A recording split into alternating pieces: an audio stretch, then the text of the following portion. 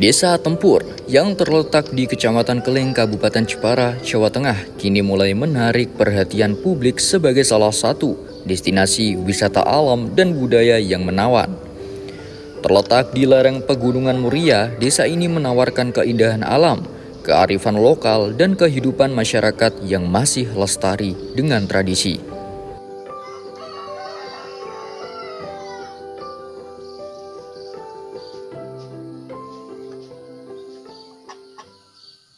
Pemirsa Jawa Pos TV, jumpa lagi dalam Jejak Kota.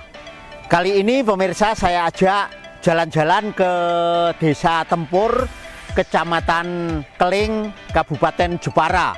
Ini jaraknya dari kota Jepara kira-kira 50 km dan dari Kecamatan Keleng kira-kira 20 km.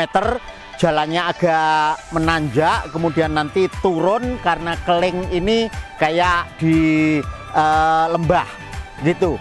Kekayaan alamnya luar biasa, kekayaan budayanya luar biasa, toleransi umat beragamanya juga luar biasa, keramah tamahannya masyarakatnya luar biasa. Nah, ini sejak beberapa tahun yang lalu dikembangkan menjadi desa wisata oleh masyarakat setempat sehingga Tempur menjadi destinasi wisata alternatif di Kabupaten Jepara selain wisata pantainya. Nah, pemirsa, saya ajak keliling Desa Tempur ini yang ketinggiannya kira-kira 800 sampai 900 meter di atas permukaan laut, beserta dengan keindahan alamnya, kekayaan budayanya, keramah tamahan masyarakatnya, kulinernya, keberagaman agamanya, dan sebagainya. Yuk kita lihat.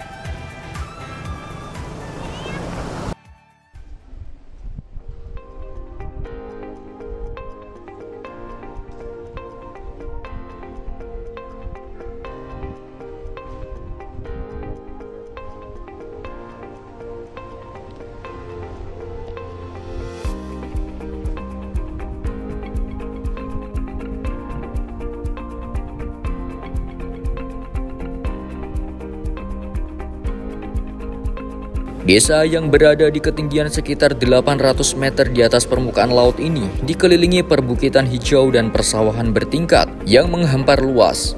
Keindahan alam ini menjadikan Tempur dijuluki ubudnya Jepara. Tapi lebih dari sekedar pemandangan, Desa Tempur adalah tempat di mana budaya dan kehidupan lokal berpadu dalam harmoni. Salah satu daya tarik utamanya adalah sunrise yang bisa kita nikmati di Desa Tempur, kemudian keramahan para warganya, kemudian wisata Bukit Pejagan, kemudian puncak Tempur, dan juga kuliner khas Tempur, yaitu adalah madu yang diternak di daerah Tempur. Tak hanya itu, di sela-sela pegunungan mengalir sungai Tempur yang airnya jernih dan sangat tenang. Sungai ini menjadi sumber kehidupan bagi warga sekaligus destinasi wisata air yang juga menenangkan. Pemirsa, Tempur ini bukan hanya luar biasa pada alam dan budayanya, tapi perkembangan keagamaannya itu juga luar biasa. Toleransi umat beragamanya itu jauh melebihi dari daerah-daerah yang lain. Kita lihat yang di sebelah kiri saya ini adalah gereja Tempur, tapi di depannya ini masjid. Masing-masing berkembang, sama baiknya, sama besarnya, dan ceritanya pemeluk Islam dan pemeluk Kristiani itu satu keluarga dulunya. Dan ini sudah perkembangan gereja dan masjid ini sudah kesepakatan dari seluruh warga masyarakat ini. Jadi bukan hanya Islam dan Kristiani saja, tapi ada agama Hindu juga. Tadi saya ketemu satu keluarga yang ternyata adiknya itu Muslim, tapi kakaknya itu Hindu. Itu berkembang baik dalam satu rumah, tidak ada persoalan. Karena itu Tempur ini menjadi satu contoh toleransi umat beragama yang luar biasa. Perkembangannya sudah lama, tapi sampai sekarang justru terus berkembang.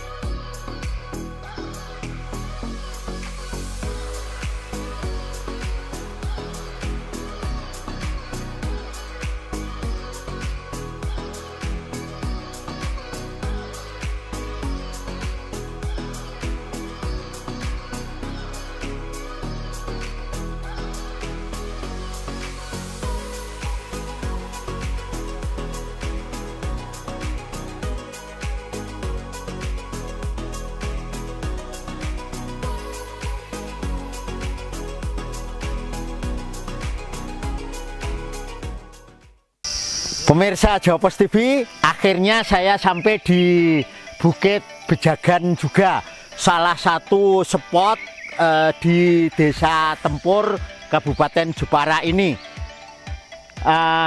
Untuk sampai ke Bukit Bejagan ini, kira-kira harus naik motor. Nanti jalannya itu sudah dicor kira-kira 400 sampai 500 meter, tapi masih ada sekitar 1 km yang jalannya itu ekstrim. Jadi tanah biasa, batu biasa, itu kalau pengemudinya itu tidak terampil itu bisa masuk jurang. Jadi harus hati-hati. Banyak juga orang yang berjalan kaki di sini. Ini spot pemandangan yang luar biasa di Bukit Bejagan ini. Ini kira-kira berseberangan dengan Puncak Songolikur, salah satu puncak tertinggi di Pegunungan Muria. Nah, ini adalah di bawah kaki Puncak Gajah Mungkur. Nah, ini ada spot ini barusan dibikin ini. Nah, kita bisa berfoto ria di sini dengan pemandangan yang luar biasa. Nah, ini sudah banyak dibikin. Itu di situ rumah pohon juga untuk kita melihat sekitar di sana juga. Jadi banyak sekali. Nah, wisatawan sudah banyak yang datang ke sini. Itu dari berbagai daerah, bukan hanya di Kabupaten Jepara, tapi ini daerah berbatasan dengan Kabupaten Pati, Kabupaten Kudus, dan wilayah-wilayah sekitarnya. Pemirsa Jawa Pos TV, jadi kalau kita berkunjung ke Tempur, ada salah satu spot yang istimewa, yaitu di Kampung Bejagan. Itu kira-kira perjalanan dengan mobil 10 menit dari Tempurnya. Di sini kita bisa melihat matahari terbit. Nanti di sana ini kebetulan setelah kira-kira hampir jam setengah 6 itu mataharinya sudah terbit di sebelah sana. Sedangkan kalau di sebelah sini kita akan melihat itu Puncak Songolikur, salah satu puncak tertinggi di Pegunungan Muria. Wah, ini luar biasa. Kalau mau ke sana itu masih bisa. Para pendaki Puncak Songolikur itu bisa melewati Tempur ini dengan perjalanan kira-kira pakai motor atau pakai mobil masih 10 menit lagi. Nanti kemudian jalan kaki 1 jam. Di sini juga dipakai base camp terakhir bagi mereka yang ingin ke Tempur. Di bawah itu ada beberapa sepeda motor, itu berarti malam ini mereka sudah mendaki. Nah, dari Bejagan ini kita kalau beruntung itu kita bisa melihat air terjun kembar di sebelah sana. Tapi ini karena masih pagi tidak kelihatan. Kalau musim penghujan lagi itu air terjunnya itu besar, tapi kalau nanti musim kemarau itu semakin mengecil. Nah, di sini itu di depan saya ini adalah puncak Gajah Mungkur. Jadi kalau mau jalan itu juga bisa Gajah Mungkur. Nanti di sebelahnya lagi itu ada Bukit Ketek, kemudian ada Bukit Bejagan. Terus jadi ini spot yang luar biasa. Kalau mau menelusuri ini alam tempur ini luar biasa. Nah, karena itu tempur menjadi ikon baru wisata Jepara yang ada di pegunungan. Karena selama ini wisata Jepara itu terkenal dengan lautnya, pasirnya. Tapi ini ditemukan spot yang luar biasa, yaitu tempur. Pemirsa Jawa Pos TV, di tempur ini khususnya di Kampung Duplak. Duplak ini adalah kampung terakhir yang sudah di atasnya sudah tidak ada kampung lagi. Nah, karena itu masih banyak binatang-binatang liar di sini. Ada babi, ada rusa, ada burung rangkok, ada burung podang yang kuning itu yang khas itu masih sering kelihatan. Kemudian masih ada macan tutul juga. Macan tutulnya gede, kira-kira sedengkul saya ini. Kadang-kadang itu berkeliaran di kampung ini. Suatu ketika malah sempat menerkam kambing-kambingnya warga, ayam warga gitu, dan sudah terdeteksi itu berkeliarannya itu di kaki puncak Songolikur ini. Karena itu nanti sudah direncanakan akan memberikan kamera di macan itu dengan cara itu dijebak, tapi nanti akan dilepaskan lagi. Nah, pemirsa, karena di sini banyak binatang liar dan ini adalah kekayaan alam tempur, kekayaan alam yang luar biasa, maka semuanya dilindungi. Tidak diperbolehkan masyarakat dari manapun itu yang menembak burung, menangkap burung, menangkap binatang-binatang liar yang ada di sini, termasuk macan tutul itu juga dilindungi. Nah, karena itu wisatawan yang naik ke sini memang harus memperhatikan itu semua demi alam yang luar biasa milik masyarakat Indonesia ini.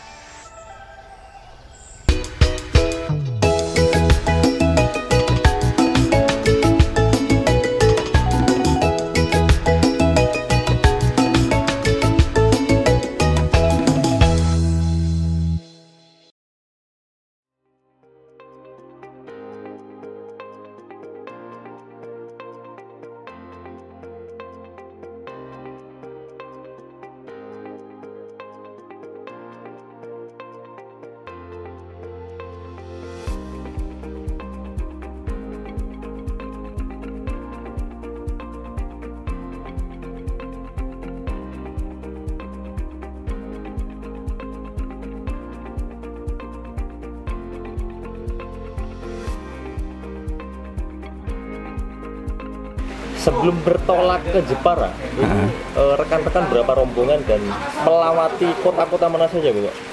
Kita kurang lebih 17 orang ya. 17 orang, 13 motor. Dari Bandung itu nginep semalam di Temanggung.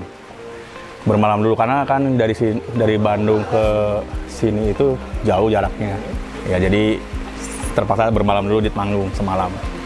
Baru bertolak ke sini besok hari. Hari keduanya baru ke tempur. Bapak Tuan dan Ibu Nadia. Kesan terkait dengan tempur ini seperti apa? Kita lihat dari namanya aja unik gitu ya. Jadi penasaran dari nama desanya kan tempur, jadi unik di situnya namanya. Nah, penasarannya ada di situ aja sih. Nggak taunya pas lihat ke sini ya takjub juga sih. Soal keindahan alam. Iya, keindahan alamnya. Setelah dari Jepara ini bertolak ke? Saya mungkin sebelum ke Bandung harus bermalam dulu, karena kan dari sini ke Bandung jauh juga jaraknya. Jadi rencana nginep di Pekalongan. Kita mampir dulu ke Demak, kuliner Semarang, langsung ke Pekalongan bermalamnya. Siap. Satu kata untuk Jepara. Ajib. Ajib. Keren. Satu kata untuk Jepara. Luar biasa.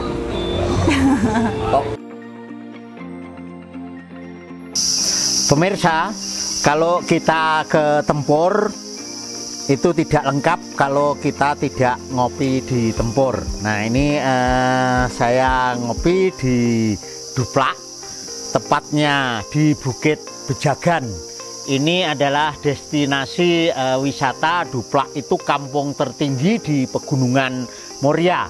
Latar belakangnya ini menarik sekali. Yang di sebelah sana, di belakang saya, itu puncak Songolikur. Puncak Songolikur itu bisa didaki lewat Tempur, bisa didaki juga lewat Kudus, Rahtawu. Sedangkan yang di sini puncak bukit atau gunung yang di situ itu ada Natas Angin yang di sebelah sana, itu yang di belakangnya itu. Ini yang Candi Angin itu yang di sini. Ini menarik sekali ini. Sedangkan yang di bawahnya itu adalah yang kelihatan itu Kampung Duplak. Sedangkan desa Tempurnya sendiri itu yang di belakang saya ini tidak kelihatan. Nah, mari kita nikmati kopi Tempur ini. Yang konon itu kopi Tempur itu tidak membuat perut kembung sepanjang ampasnya tidak diminum. Jadi ini enak sekali. Udaranya tidak dingin, tidak panas, tapi sejuk. Pemirsa Jawa Pos TV, di Dusun Duplak ini dan juga di Desa Tempur itu masih ada tradisi yang dihidupkan sampai sekarang, yaitu berdoa di makam-makam leluhur di tempat-tempat tertentu yang tradisi itu turun-temurun sampai sekarang dalam rangka mensyukuri karunia Tuhan diberi alam yang luar biasa. Nah, karena itu pada tanggal-tanggal tertentu dilakukan upacara-upacara ritual. Nah, saya masih bersama Mas Junaidi, Ahmad Junaidi, Kasih Pemerintahan Desa Tempur. Mas Junaidi, bisa dijelaskan Mas, ritual-ritual itu yang ada di kampung ini itu untuk apa, Mas? Ritual sedekah bumi di Desa Tempur ini bisa dilakukan bersama masyarakat khususnya di Duku Duplak ini. Ada beberapa titik lokasi. Jadi yang pertama itu di Jumat Pahing atau 1 minggu sebelum hari sedekah bumi, itu berada di situs Candi Angin.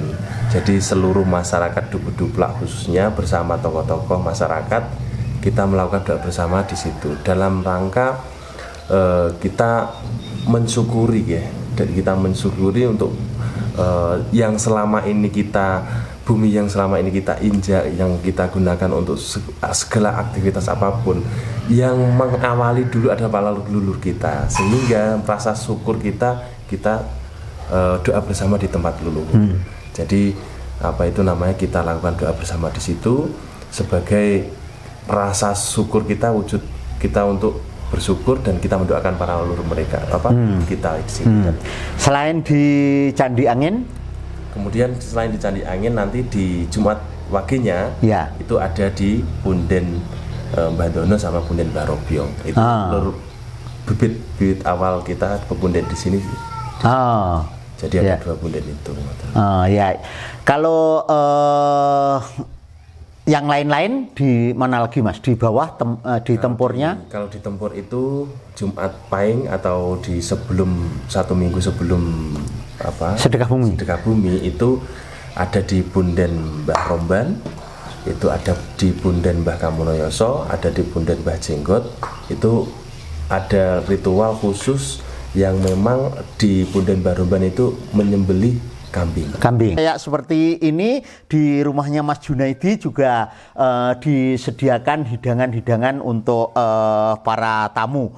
Kopinya khusus khas kopi tempur, jadi camilannya itu khusus gemblong. Nah ini gemblong itu ketan, atau ada yang namanya, ada yang bilang itu tetel, itu ini ketan. Jadi ini enak sekali dimakan, kopinya khas kopi tempur.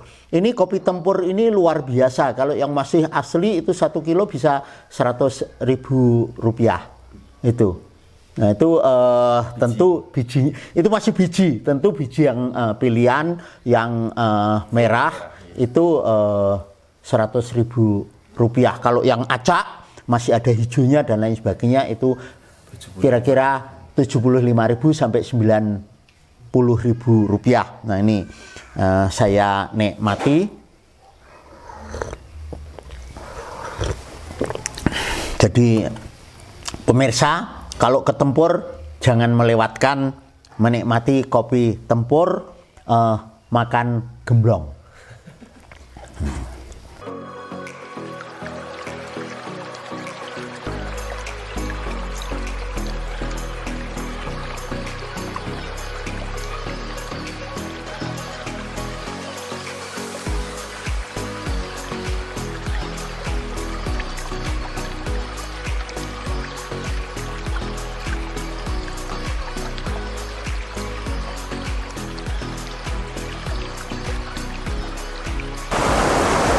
Pemirsa, ini Tempur ini memang surga dunia, alamnya luar biasa. Kalau mau bermain air seperti ini ada warga yang pulang harus menyeberangi sungai seperti ini. Nah, nih, wah. Tapi kalau tidak terbiasa ya ini agak licin. Tapi airnya, wah.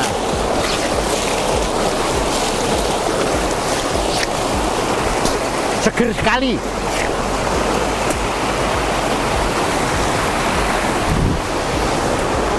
Nah, inilah surga dunia alam Tempur ini. Mata air ada di mana-mana. Di sana kayak air terjun, tapi kecil-kecil, itu banyak sekali. Ini sungai besar yang ada di Tempur ini.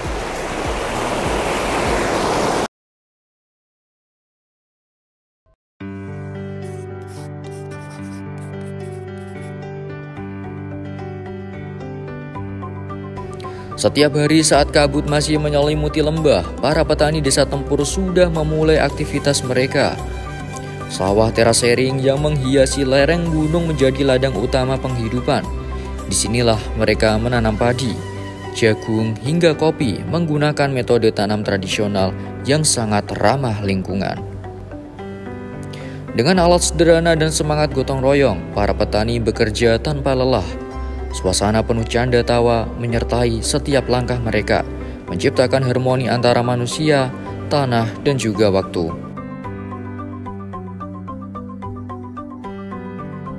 Di Tempur ini juga sudah mulai dikembangkan tanaman-tanaman sayuran yang dulu tidak ada. Ini tanaman selada, greenhouse, subur sekali. Ini tapi menggunakan paralon, dia tidak di tanah tapi sudah di pertanian modern ini. Tapi ini di tengah pertanian yang tradisional, di sekelilingnya ini sawah tanaman padi. Nah ini taman padi yang baru tanam, ini kira-kira ini 3-4 hari yang lalu kayaknya. Jadi di lokasi ini habis panen karena ini memang di lembah. Jadi tanaman padi ditanam di lembah. Ini di dekat di kampung kerajaannya Desa Tempur. Pemirsa, sepanjang perjalanan di Desa Tempur sampai puncak Bejagan tadi, dan juga di jalan-jalan yang lainnya kita akan menemukan pohon kopi. Nah ini pohon kopi ini sudah setengah tua, tapi belum ada yang merah. Ini di Desa Tempur saja itu setahun bisa menghasilkan 300 sampai 350 ton. Nah ini kalau dihitung sampai nanti berderet ke Pati, berderet ke Kudus, itu satu keluarga kopi Robusta yang dulu itu dikembangkan oleh perhutani di Jolong sana, kemudian meluas sampai ke sekitar Pegunungan Moria. Nah ini tanaman punya warga di sini. Jadi ini bukan dikelola oleh perusahaan, bukan dikelola oleh pemerintah, bukan dikelola oleh perhutani, tapi ini dikembangkan oleh warga. Nah ini bijinya luar biasa, banyak sekali. Ini kira-kira tidak lama lagi ini akan merah, sudah mau panen. Nah ini yang harga yang tertinggi itu sekitar 100.000 per kilo. Apalagi kalau sudah dimakan luwak, wah luar biasa lagi.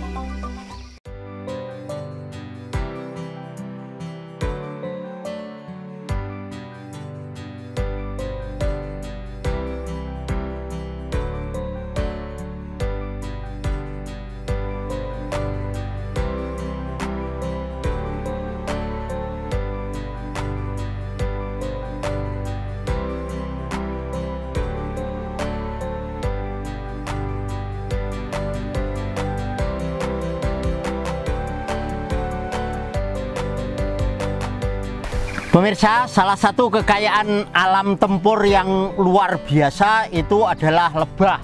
Karena memang di sini adalah gunung, di mana-mana tanamannya banyak yang liar, menghasilkan bunga yang macam-macam sehingga menghasilkan madu yang beraneka ragam. Kebetulan saya bersama Mas siapa Mas? Jupri. Mas Jupri itu asli Tempur.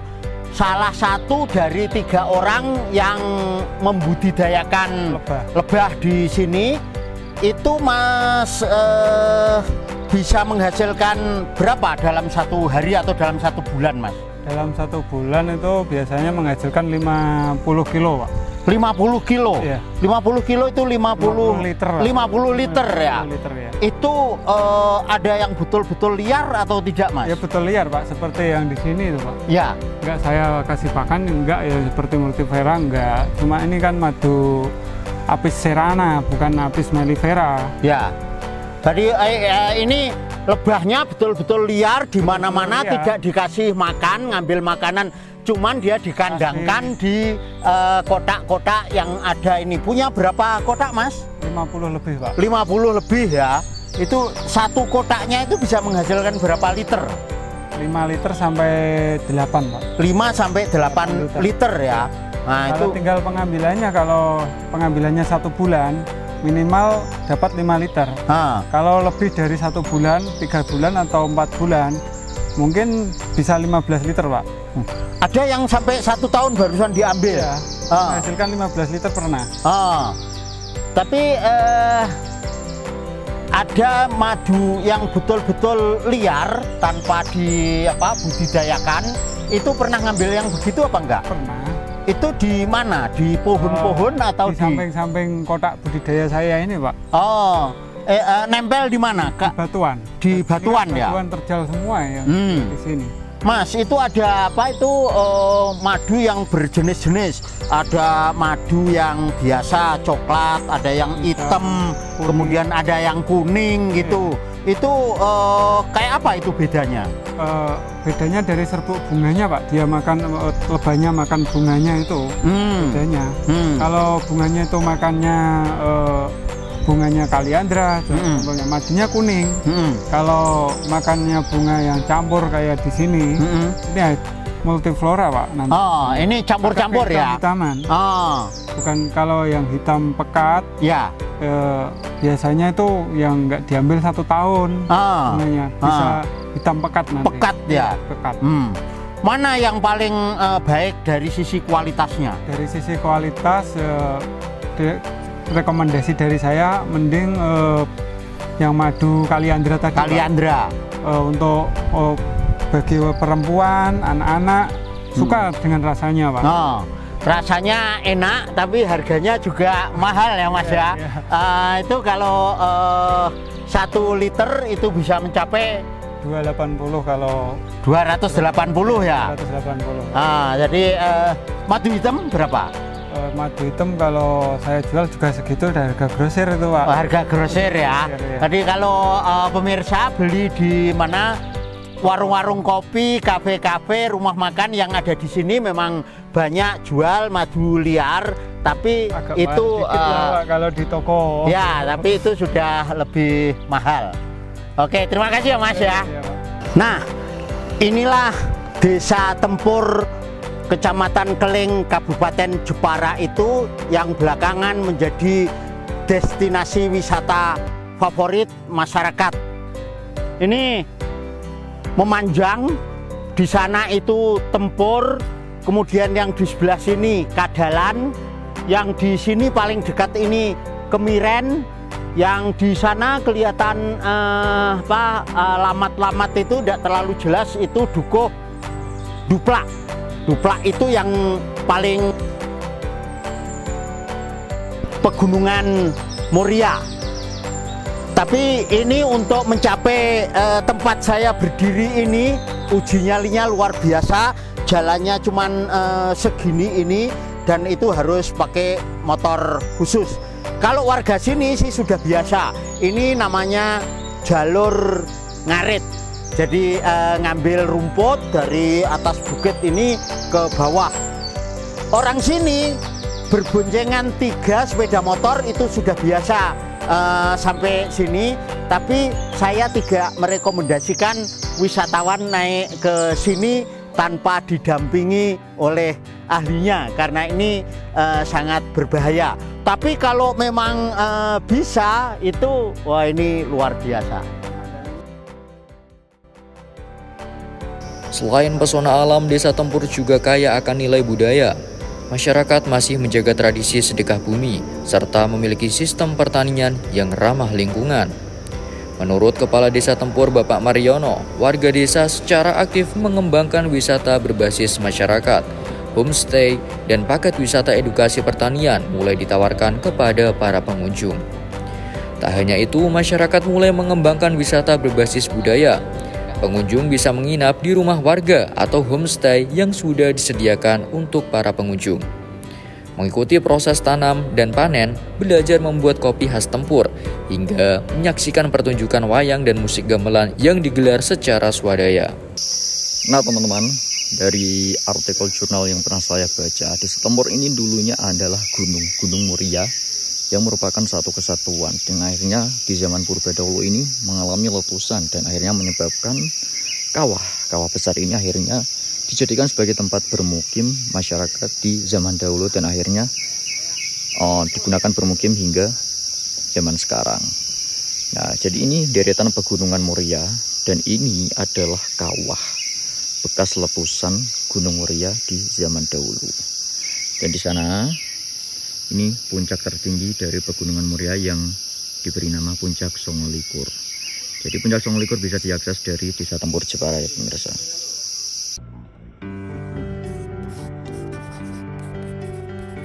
Di lereng Gunung Muria yang sejuk dan hijau, Desa Tempur bukan sekedar tempat tinggal bagi para petani dan penjaga budaya. Ia merupakan ruang hidup yang menyenangkan. Tempat di mana alam, tradisi, dan manusia berjalan berdampingan dalam harmoni. Dari sawah bertingkat yang memanjakan mata, sungai yang mengalir jernih, hingga keramahan warganya yang penuh kearifan lokal, Desa Tempur mengajarkan kita arti sederhana dari kebahagiaan dan keberlanjutan. Bagi siapa saja yang datang, Tempur bukan hanya lokasi wisata, ia adalah pengalaman, pelajaran, sekaligus pengingat bahwa kehidupan yang bersahaja bisa menjadi sesuatu yang luar biasa bila dijalani dengan syukur dan kebersamaan. Pemirsa, sekarang saya bersama Pak Petinggi Desa Tempur, Pak Mariono, yang barusan punya gawe besar pesta di desanya ini, yang kemudian menjadikan Tempur ini desa wisata yang dikunjungi oleh wisatawan bukan hanya dari Jepara tapi daerah-daerah lain, termasuk orang dari luar provinsi Jawa Tengah. Pak Mariono, apa kabar? Baik, Pak. Sehat, Pak? Sehat, alhamdulillah. Pak Mariono, ini kan Tempur ini sudah menjadi desa wisata. Ya. Itu bagaimana ceritanya menjadikan Tempur yang berada di pelosok ini menjadi desa wisata terkenal di mana-mana? Ya, terima kasih, Pak. Tempur ini kami mendapatkan SK Desa Wisata sejak tahun 2012. Mungkin dari pertimbangan bahwa kami punya eksotika alam di pegunungan yang tidak dimiliki oleh daerah-daerah lain di Jepara, Pak. Ya. Jadi Tempur ini kuatnya adalah di pesona alamnya. Alamnya, ya. Tapi masyarakatnya juga luar biasa, artinya kegotong royongannya untuk membangun lingkungan sehingga menjadi spot-spot wisata juga baik. Bisa diceritakan bagaimana menggalang masyarakat itu? Sampai saat ini alhamdulillah kegotong royongan warga kami tetap terjaga untuk menjadikan Tempur itu layak dikunjungi. Dari beberapa pegiat wisata menyediakan fasilitas-fasilitas pendukung, Pak. Artinya di situ menyediakan homestay, juga ada untuk kulinernya, ya. Juga di situ ada sarana prasarana pendukung yang lain, ada camping ground, ya. Juga untuk yang akhir-akhir ini juga dikembangkan untuk roofer tubing, ya, Pak. Oh, ya, ya. Ini luar biasa. Selain alam itu budayanya juga berkembang. Sedekah bumi yang di mana-mana ada. Di Tempur itu kayaknya luar biasa besarnya. Ada kirap, ada pengajian, ada tayub, ada macam-macam. Bisa diceritakan itu munculnya apa, menumbuh kembangkan budaya itu, Pak? Untuk ritual sedekah bumi, Pak, kami memang sudah diwariskan dari para leluhur kami, ya. Bahwa sebagai warga yang baik kita berterima kasih kepada alam, kita berterima kasih kepada manusia, juga kita berterima kasih kepada Sang Pencipta. Sebagai wujud terima kasih itu bisa diekspresikan dengan berbagai macam bentuk, Pak. Ya. Ada yang apresiasi dengan budaya, ada yang apresiasi dengan berbagi dengan sesama, ya. Sehingga di satu momen berbagi dengan sesama ini menjadi daya tarik, daya magnet untuk warga selain Desa Tempur itu berkunjung ke wilayah kami, Pak.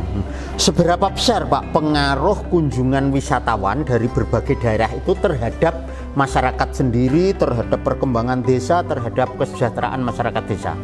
Wah, kami rasa pengaruhnya sangat luar biasa, Pak. Ya. Kami bisa berinteraksi dengan berbagai macam masyarakat yang hadir. Di situ sudah ada kegiatan ekonomi yang tumbuh. Bahkan kemarin itu terdeteksi ada 80 UMKM dari lain daerah yang ikut di kegiatan sedekah bumi Tempur, Pak. Di sisi lain, tadi saya terangkan bahwa sisi sosial dan rasa berbagi itu di kegiatan festival sedekah bumi Tempur itu masing-masing dukuh itu pengen memberikan suguhan sedekah yang terbaik, Pak. Ada yang berupa kopi, ada yang berupa hasil bumi, dan itu semua menjadi incaran bagi mereka yang datang ke desa kami, Pak. Saya merasakan sendiri, Pak, itu. Jadi pemirsa, saya sudah berada di desa ini sehari semalam. Setiap berkunjung ke rumah itu ditawari makan seperti ini, ditawari tempat tidur, sampai seberapapun kami mau. Itu luar biasanya dianggap sebagai keluarga sendiri. Nah, pemirsa, sudah saya ajak jalan-jalan ke Desa Tempur, melihat keindahan alamnya, melihat budayanya, melihat kulinernya, dan semuanya. Saya Bayi Haki, sampai jumpa.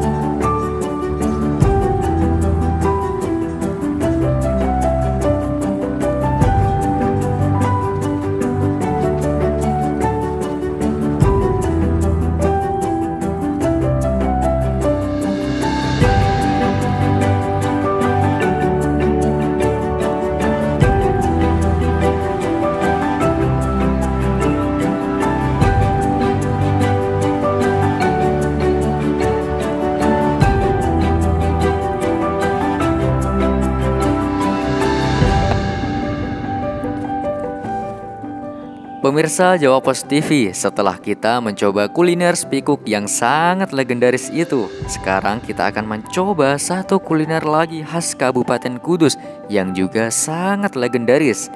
Kuliner ini sudah ada sejak zaman Sunan Kudus dulu dan hingga sekarang menjadi salah satu kuliner khas Kabupaten Kudus yang paling diburu oleh para pengunjung, terutama para peziarah di kawasan Sunan Kudus dan Sunan Muria. Kuliner itu ialah jenang Kudus.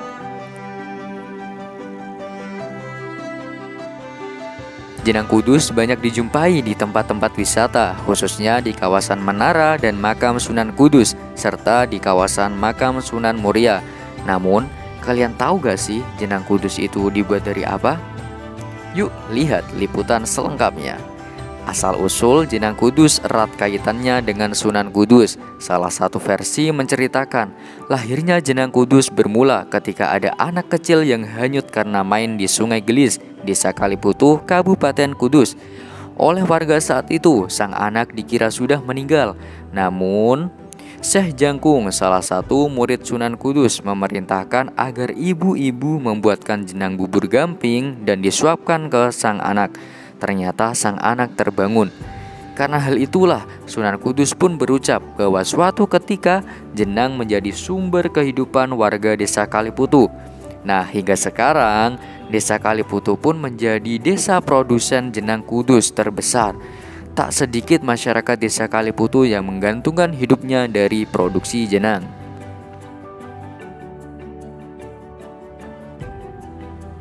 Oke, terima kasih. Kalau terkait sejarah jenang secara umum ya, tidak lepas dari sejarah adanya hari jadi Kota Kudus, dan itu pun terkait juga dengan sejarah Mbah Sunan Kudus ya, Syekh Ja'far Shadiq. Konon sekitar 4-5 abad yang lalu ya, ini dari berbagai sumber ya, sejarah keberadaan jenang diawali dengan sejarah bertemunya Syekh Jangkung Saridin dengan Mbah Sunan Kudus Ja'far Shadiq pada saat jalan-jalan di tepi sungai Kaligelis di daerah Kaliputuh, Desa Kaliputuh, Kecamatan Kota Kudus. Ini ada anak remaja mancing ikan di tepi sungai. Nah, kecebur ditemukan ini sosok remaja ini ditemukan sudah dalam keadaan pingsan. Nah, ini akhirnya terjadi debat ya, untuk mensikapi kondisi remaja ini antara Syekh Jangkung Saridin dengan Mbah Sunan Kudus, Ja'far Shadiq. Nah, ini Mbah Sunan Kudus berpendapat bahwasanya sosok ini sudah meninggal, remaja ini sudah meninggal. Akan tetapi beda dengan Syekh Jangkung Saridin, bahwasanya ini insya Allah masih hidup. Ya. Akhirnya beliau berdua berdiskusi dan Syekh Mbah Sunan Kudus memberikan alternatif dibuatkan bubur putih semacam kayak gamping, lalu bubur putih disuapin, akhirnya siuman. Nah, pada saat siuman Mbah Sunan Kudus ini memberikan semacam semangat bahwasanya nanti pada saat terjaning zaman warga Kaliputuh penghidupannya dari bubur. Nah, bubur ini identik dengan jenang. Nah, akan tetapi seiring berjalannya waktu, nah saya penasaran awal muasal keberadaan produk jenang itu dari siapa, dari mana dan seterusnya. Akhirnya memang saya pengen menelusuri sejarah ini, keberadaan jenang ini. Kalau tadi kan sejarah cerita dari masyarakat ya, dari konon sejarah seperti itu. Tapi penamaan dan resep jenang itu siapa yang pertama kali yang menemukan? Nah, saya penasaran, akhirnya penelusuran ke semua instansi yang terkait pada saat itu tahun 92-an saya. Dan ternyata justru data otentik yang mengawali keberadaan jenang itu justru dari keluarga kami, keluarga Mubarak Food. Nah, akhirnya memang kita mencari tahu dari sejarah generasi pertama pendiri, kita telusuri. Data yang ada itu pada tahun 1910 di Mubarak Food. Nah, di luar Mubarak Food malah tidak ditemukan, termasuk dinas yang terkait dengan usaha jenang.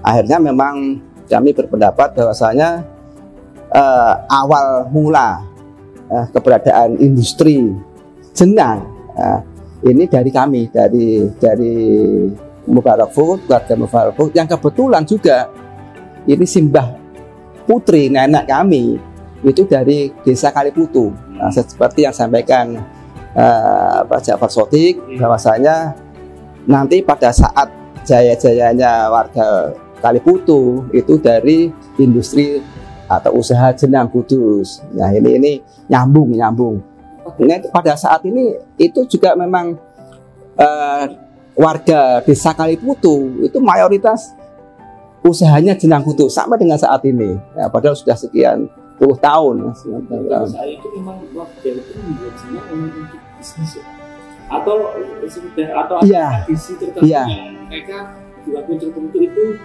membuat jenang. Ya, tentu pada zamannya itu belum begitu dikenal dan belum memproduksi secara massal untuk dibisniskan. Ya. Jadi seperti juga sejarah di awal di kami itu masih membuat untuk hajatan, ya, sesuai dan juga untuk sesuai order, sesuai pesanan. Di kami juga begitu pada saat awal-awal pendirian ini, jenang hanya diproduksi sesuai dengan pesanan. Industri rumahan. Betul. Itu tahun 1910. Jadi generasi pertama, generasi pendiri itu tahun 1910. Dan itu otentik, ada datanya, ada di kami. Kemudian di perkembangannya itu mulai dikembangkan sebagai bisnis itu sejak kapan? Khususnya di Mubarak? Iya, jadi ini sudah internal kami sudah mulai kita berbicara di internal Mubarak Food. Ini diawali generasi pendiri dari pencetus itu tahun 1910. Ini generasi pertama kakek dan nenek kami. Nenek itu asli dari Kaliputu. Kalau simbah kakung, Mbah Mabruri asli desa sini, desa Gandengan, Kecamatan Kota Kudus. Itu tahun 1910 masih benar-benar usaha rumahan, dan masih dikelola sendiri, dikerjakan sendiri oleh dua nenek dan kakek. Saya berdua dibantu dengan 1-2 orang. Nah, dengan keuletan kerja keras dan semangat pantang menyerah generasi pertama, alhamdulillah yang awalnya hanya sebatas dibuat untuk konsumsi terbatas, pesanan saja, ini lambat laun dipercaya masyarakat, ya, sama masyarakat, sampai bisa diwariskan pada masa transisi generasi kedua pada putra putri beliau. Itu pada tahun 1940, bertepatan dengan setelah simbah kakung Mbah Mabruri itu meninggal dunia. Jadi kakek Mbah Mabruri meninggal pada tahun 1940.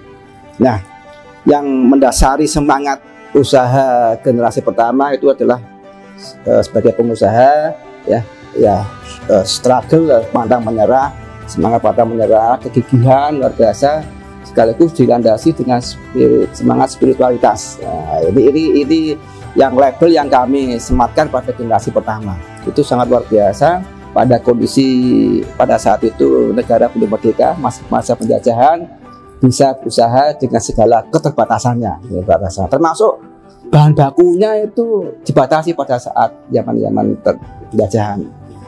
Nah, alhamdulillah ini diwariskan kepada generasi kedua. Yang membedakan dengan jenang ataupun dodol dari daerah lain itu apa? Iya, yang secara prinsip perbedaan jenang ya dengan dodol itu pada aditif lemak hewani dan nabati. Nah, kalau kita ini nabati, kalau dodol itu hewani, sapi ya. Jadi ini berdampak pada tekstur ya, tekstur tekstur luar produk itu. Kalau dodol cenderung agak keras karena lemak itu sendiri. Kalau jenang ya identik produk yang lentur, lengket. Sehingga ini ada filosofi jenang biasanya dipakai untuk jajan pada saat lamaran, saat pernikahan. Itu biar filosofinya biar lengket lah sejarah percintaan, hubungan kedua keluarga ini. Silaturahim tetap langgeng, sempat lengket. Ini membedakan. Kalau terkait dengan jenang sendiri itu tergantung dari semangat ownernya, pengusahanya, bagaimana bisa membedakan produk satu dengan yang lainnya tergantung dari kualitasnya. Tentu ini itu bagaimana ini bisa dipercaya masyarakat. Banyak terkaitannya. Membangun prinsip dari usaha kan dilandasi dua prinsip, kepercayaan dan kepemilikan. Bagaimana membangun kepercayaan itu banyak terkait dengan manajemen kualitas, manajemen SDM-nya, service excellence dan sebagainya. Itu ya semua aspek masuk.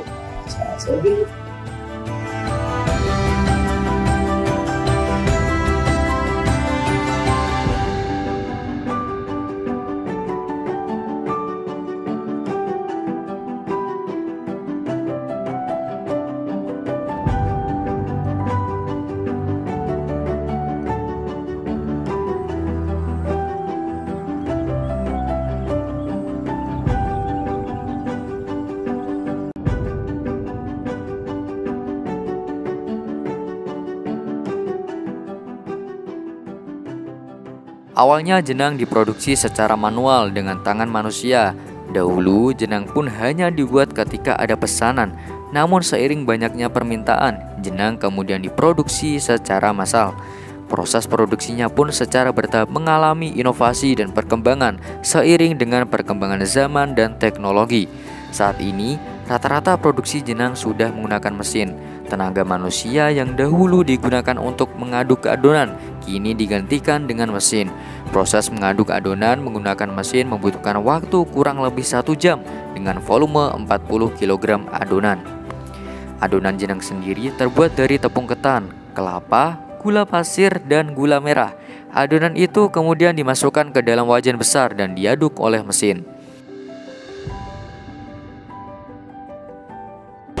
Oke, sekarang kita sudah sampai pada lokasi produksi. Nah ini kebetulan ini sudah setengah matang. Nah prosesnya ini berkisar sekitar 5 jam. Nah, untuk tingkat kematangannya itu tergantung dari kadar air. Nah, nanti ada petugas yang ngetes ya. Ini kadar airnya sudah seberapa. Ini yang nanti sudah diatur sedemikian rupa. Nah ini bahan pokoknya itu beras ketan, ya, ada santan kelapa dan juga gula. Nah gula ini ada gula kelapa, ya, ada gula aren, ada gula pasir. Nah ini dia. Nah awalnya itu adonan santan dengan ketan. Nah diaduk, baru dimasukkan. Nah terus diaduk di tengah-tengah sudah sekitar 3 jam baru ada aditif tertentu. Nah, mungkin mentega atau yang lain itu tergantung kreativitas kita. Pencampuran rasa itu di sini atau di mana? Di sini. Nah itu sudah pada saat hampir selesai, sudah masuki jam yang keempat, jam 4 ke 5. Nah, itu biar masih begitu terasa. Ini pengapiannya seperti ini. Dan apinya pakai kayu? Ya masih pakai kayu. Memang dulu kita pernah mencoba untuk alternatif yang lain ya, batu bara dan juga gas. Nah ternyata memang hasil akhirnya entah itu karena sugesti atau apa, tapi yang jelas beda rasanya. Jadi masih mungkin ada dari kayu sendiri mengandung hal tertentu dan lebih enak, lebih lezat. Ya. Tapi yang jelas ke depan akan kita alternatifkan untuk yang lain, karena bagaimanapun keterbatasan kayu itu sendiri, ya, itu juga ada ketentuan tidak diperbolehkan untuk jangka panjangnya. Oke, sudah persiapan. Ini termasuk dulu pernah kita coba pakai gas. Kalau yang ini pemerasan santan, apa namanya, mesin parut, nanti ditaruh sana tengahnya. Ya. Nah, ini untuk per kawahnya bisa 40, bisa sesuai dengan kapasitas yang dikehendaki. Bisa 2 kali lipatnya dan seterusnya. Ini dimulai pukul 7 ya, mulai dari pencampuran awal sama nanti pukul 1 siang ya. Nah, setelah matang itu nanti kan ditaruh di seperti ini. Nah, ini loyang-loyang. Taruh loyang-loyang. Kemudian ditaruh ke ruang pendinginan. Ruang pendinginan nanti selama semalam. Kenapa? Karena iya, ada tertentu, suhu tertentu yang kita mainkan. Nah, ada yang kita mainkan. Itu kenapa harus didinginkan dulu? Karena ini nanti kelembabannya, suhu tertentu bisa berpengaruh pada keawetan. Nah, setelah ini paginya baru dipotong-potong, diiris-iris sesuai dengan produk yang akan dikemas. Kalau dari produk yang mujarab sendiri, jenang mujarab ini bisa bertahan sampai berapa lama? Sesuai dengan hasil kita ya di laboratorium minimal 6 bulan. Tapi untuk di lapangan kita survei, kita pantau minimal 1 bulan itu ada pantauan pasar. Utamanya pada saat utamanya di canvassing di 1 bulan bisa ditukar. Tapi ini sebenarnya masih sangat layak untuk dikonsumsi, layak dan aman. Hanya mungkin perbedaannya kekenyalan aja, sedikit agak keras teksturnya. Tapi memang orang tahunya kan kalau jenang ya lembek. Biasanya kalau 2 bulan ke atas sudah sedikit menghindari lah, itu agak keras. Tapi sebagai masyarakat ada yang senang jenang dalam kondisi agak keras. Nah, senang. Ya. Ini selesai di ruang pendinginan, dipotong-potong. Nah, sampai saat ini yang interaksi langsung dengan manusia itu masih di bagian pengirisan. Itu yang belum bisa kita lakukan mekanisasi. Kalau yang lainnya alhamdulillah bisa dengan mesin. Mulai dari pemarutan, kemudian pemerasan, itu pakai exhaust, pakai arus dah. Setelah melalui proses panjang dan pendinginan di ruang khusus, jenang yang ditempatkan di nampan itu kemudian dipotong oleh tenaga manusia. Untuk menjaga kualitas jenang, ruang dan tenaga pemotong harus steril. Hal itu juga berlaku di ruang produksi lainnya, seperti ketika di mesin aduk maupun mesin pendinginan. Jenang yang sudah dikemas mampu bertahan hingga 6 bulan lamanya. Jadi buat pemirsa yang sedang liburan di Kabupaten Kudus ataupun yang akan liburan di Kabupaten Kudus, jangan lupa mencicipi jenang Kudus. Jenang Kudus juga bisa loh jadi oleh-oleh buat keluarga pemirsa di rumah. Sekian episode Jejak Kota kali ini. Nantikan episode Jejak Kota berikutnya hanya di Jawa Pos TV.